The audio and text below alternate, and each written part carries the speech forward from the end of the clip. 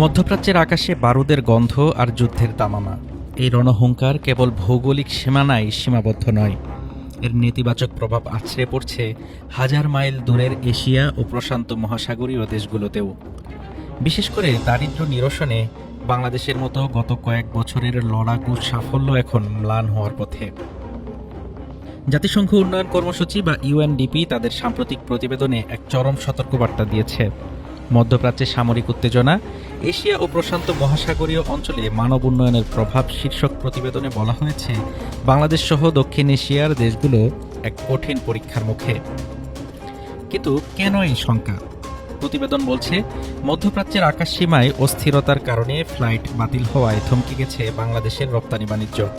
আকাশপথে বাংলাদেশের কার্গো পণ্যের অর্ধেকেরও বেশি যায় মধ্যপ্রাচ্যের হাবগুলো হয়ে।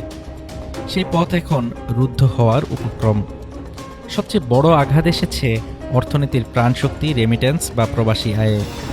বাংলাদেশের মোট রেমিটেন্সের প্রায় 50% আসে উপসাগরীয় দেশগুলো থেকে।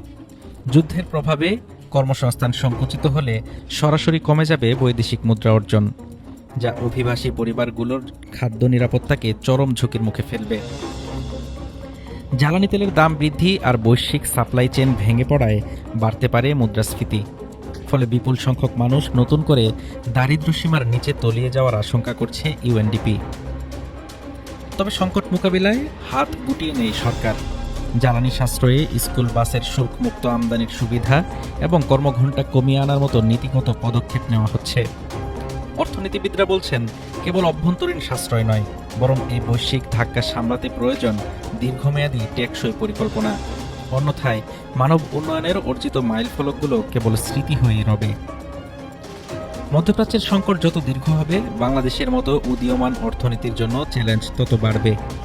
এখন দেখার বিষয়, ভূরাজনীতির এই মারপেচে সাধারণ মানুষের জীবন মান রক্ষায় কতটা কার্যকর ভূমিকা রাখতে পারে বিশ্ব সম্প্রদায় ও স্থানীয় প্রশাসন।